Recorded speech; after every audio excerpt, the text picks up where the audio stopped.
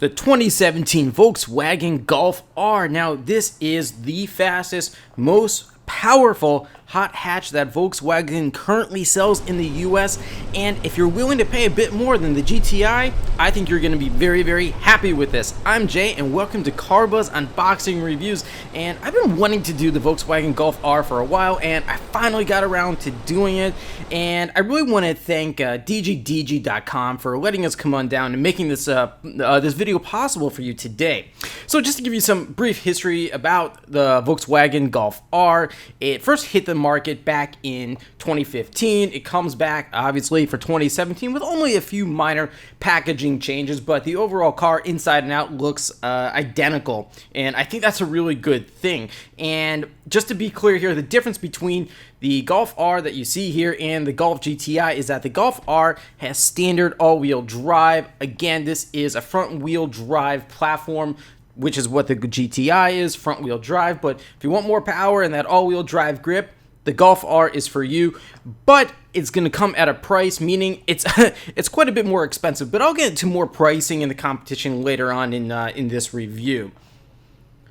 Now, the first thing that you need to know about the Golf is that the Golf R rather, there's actually very few options that you can get. But what is standard is this engine, and you're going to listen to it right now.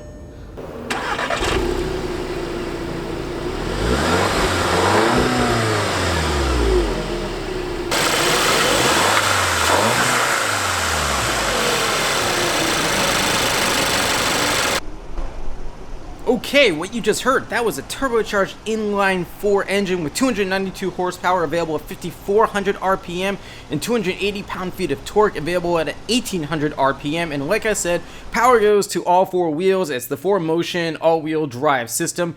You can get that power sent to all four wheels through a standard 6-speed manual transmission or the 6-speed dual clutch. Now, the dual clutch costs an extra $1,100.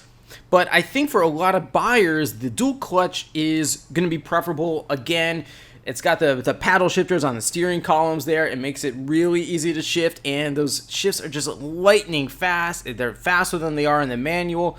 It's even a little bit faster to 0 to 60 miles per hour, but I'll get into performance times in a couple more minutes as well. But I want to talk to you about this exterior here. Now, this is painted tornado red. It's got these really cool 19-inch alloy wheels, bi-xenon automatic headlights with adaptive lighting, LED daytime running lights, and LED front turn signals. It's got a rear spoiler, unique Golf R bumper, side sills, and other exterior trim, as well as chrome-tipped quad sport exhaust. And yeah, looking at the car, it's very subtle. It doesn't scream outright performance, say, like the Ford Focus RS. I love that all-wheel drive hot hatch as well. It is perhaps the Golf R's biggest competitor, and I encourage you to check out my unboxing review of the Focus RS too, just so that you can get more comparison if you're in the market here.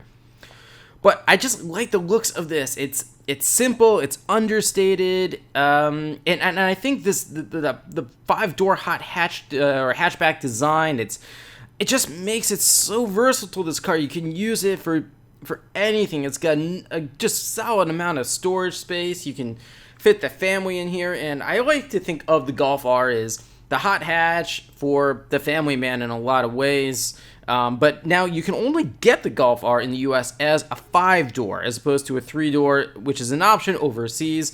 In fact, Volkswagen only sells the GTI as a 5-door now in the US. They got rid of the 3-door model in the US as well.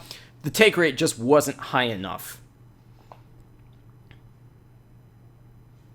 Check out that quad exhaust system right there. It just, it's the little bits that matter. And when you look at those 19-inch alloys and, like I said, that chrome or that the quad exhaust system here, it shows the performance of this car in those very subtle methods there.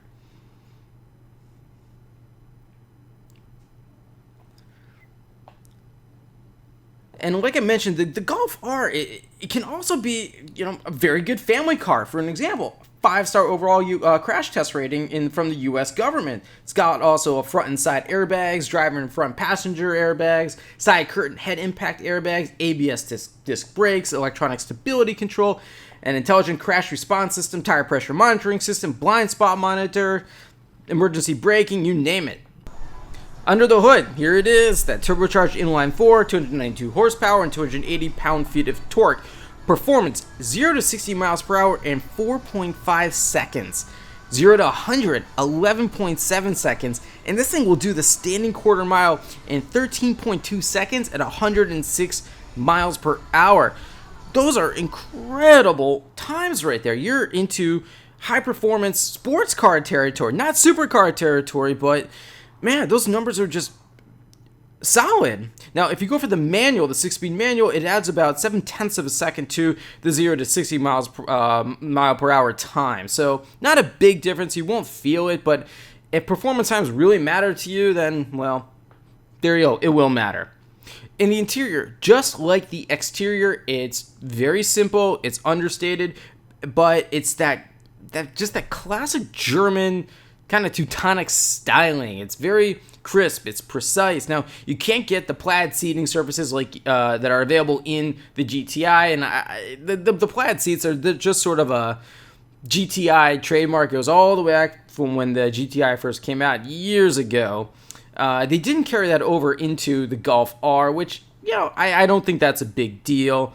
Yeah, the Titan black leather, which I think it's just fine. In fact, it is the only interior color option you can get. There's only a few exterior color options too.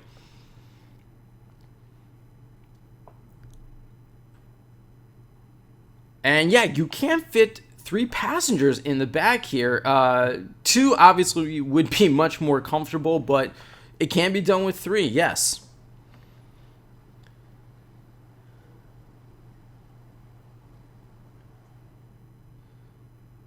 Now, getting a better look at the front seats here, if you notice the steering wheel there is a flat bottom steering wheel. That is just wicked cool. It is just one of those little things that Volkswagen tosses in there to separate the Golf R from the rest of the Golf lineup. Also notice the R emblem in the leather seats there. And I gotta tell you, these seats are very supportive and very comfortable. The moment you step inside and take a seat, you feel that those seats are there. They have a lot of bolstering, and again, it's all about having fun behind the wheel and driving the hell out of this car. You'll be comfortable and well supported in those seats. And this dash design here, yeah, it is literally carried over from the rest of the Golf lineup, save for a few changes and various upgrades. This one actually has a 6.5-inch touchscreen with navigation, AM, FM, and HD radio, as well as a CD player. And yep, there's the 6-speed dual clutch. Again, you can get a 6-speed manual in there. That dual clutch, $1,100 extra. This car, the Golf R, also comes standard with a Fender Premium audio system, dual zone automatic climate control, rear view camera, multi-function sports steering wheel. Yeah, you can see the shift paddles right there. Notice the flat bottom steering wheel too, like I mentioned. Leather trim steering wheel too, and shift knob, heated and power driver sports seat with lumbar, heated and power front passenger seat with power recline, split folding rear seat with an armrest pass through. Again, this whole interior, it just does everything well. You can take this thing to the track, you can autocross it, but it's just as good for being an awesome daily driver. And the infotainment system here, yeah, it's a 6.5-inch screen, which, you know, just back in 2015, that was a pretty good-sized screen, but now we're seeing cars come out with 8-inch screens, so suddenly the 6.5-inch screen looks kind of small in my opinion, but the overall infotainment system itself, I think it works just fine. And I do like having the dual zone automatic climate control. It's a premium feature that should be in a car at this price point. Don't worry, I'm getting to pricing very shortly. This car has, like I mentioned, very few special features. It has the driver assistance package for an extra $895. What do you get for that? Park distance control, which is Park Pilot, basically. Front and rear lane departure warning, lane assist. High beam control, which is this light assist. Standard connectivity, you have this VW CarNet equipped. It has the features such as App Connect for smartphone integration, and a security and service system, which is basically emergency roadside assistance and remote access and vehicle health. There's also standard Bluetooth. But again, the overall interior, I think the quality is just fantastic. Soft touch plastics throughout. If you've been in any of the current Volkswagen Golf lineup, regardless if it's the e-Golf, the all-electric version, the GTI, whatever. You're going to notice the same high-quality interior, and there's no exception here. So how does it drive? Well, first off, overall grip is excellent, as is braking. The braking, I can't get over it. It's almost supercar-like. The brakes on this thing are just absolutely fantastic. Now, you also have the DCC, also known as the Dynamic Chassis Control System. Basically, what you get with that is 4 modes of suspension firmness to choose from. The DCC adaptively controls the damper valves with a control algorithm. And taking input signals from wheel sensors and front and rear acceleration sensors, the system adjusts the optimal damping force and selectively applying force to the 4 wheels individually. It's very impressive. And you also have the 4Motion all-wheel drive system. And what's cool about that is that it transfers torque between the front and rear wheels. So in normal driving conditions, power is going to be set to the front wheels, but then it's also sent to the rear wheels when needed. Now, that's really good for the distribution of torque. You get a lot of power. That's 292 horsepower and 280 pound-feet of torque there. For an example, in the old Mazda Speed 3, man, that thing, it was front-wheel drive only, and it had just way too much torque steer. And by having the all-wheel drive system here, the 4Motion system, it just distributes all that power much more evenly, so you're not getting torque steer. Now, another thing that I noticed, which is not a big deal, but I wanted to just tell you any fair criticisms I found about the Golf R, was that there was a bit of turbo lag. Nothing major, but you gotta kind of keep revving it until that, until it goes away. And I thought that was a little strange for Volkswagen, considering how well engineered and tuned this car is. So what's some of the competition? Okay, well, you also have the VW Golf GTI, but I think this car, that's less money, obviously, but this car's main competition is the Ford Focus RS and the upcoming Honda Civic R-Type, or Type R. That is not even on sale yet, but I would love to see a three-way competition between those vehicles. Now, if you don't have as much money to spend on this, like I said, I'll get to pricing in a moment. There's also the Ford Fiesta ST. That starts at around $22,000, but that's way at the bottom of the hot hatch spectrum. Then you have the Subaru WRX and Subaru WRX STI. Those are also all-wheel drive, but they're sedans, not hatchbacks. And then there's the Mini Cooper JCW.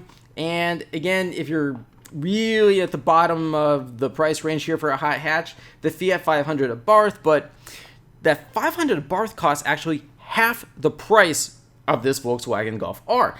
How much is this? Well, the base price, $39,580. Our car, there's very few options to choose from. Again, $1,100 for the dual clutch. Grand total, $41,715. Yeah, that's quite a bit of money there, considering the Golf GTI begins at $25,595 and has the same engine. Not quite as powerful, but still, the question comes down to how much are you willing to pay to have all-wheel drive? I don't know. But again, take a look at this. This is great about having a hatchback. Cargo space. You have 23 cubic feet with the seats folded up and 53 with the seats folded down. So again, it's just a very versatile vehicle. Now, something else that I think you need to bear in mind here, the Golf R is literally the same vehicle as the Audi S3 sedan. It's the same thing, just in hatchback form. Same engine, same all-wheel drive system, same platform, even identical power ratings. So, yeah, if you want a sedan Golf R, that's the Audi S3. If you want a hatchback, it's the Golf R. Okay, so what do I like here? Well, it's easy to drive and fast, and that all-wheel drive grip is awesome to have. Braking is excellent. Dual clutch is insanely fast shift times. It's a hatchback, greater versatility. The fuel economy is also great. 23 miles per gallon in the city, 30 on the highway, and a combined 25. Again, for a vehicle that weighs 3,425 pounds, that's actually pretty good. But the manual transmission, if you're looking to save weight, only cuts off about 80 pounds, so I don't think the dual clutch is a big deal. And just to give you another further example, the Golf GTI is about 300 pounds lighter than this, so all-wheel drive, it adds some weight, but not a whole hell of a lot. Now, what don't I like? Again, there's that little bit of turbo lag, and I think my biggest complaint about this is that it's expensive. I mean, $40,000 for this thing, and you can get the Golf GTI. It begins $15,000 less, and it gives you 85-90% of the same performance. So it's up to you, but I'm out of time for today. Thanks for watching, everyone. Any more questions for me, just leave them in the comment section below, and be sure to check out my next unboxing review.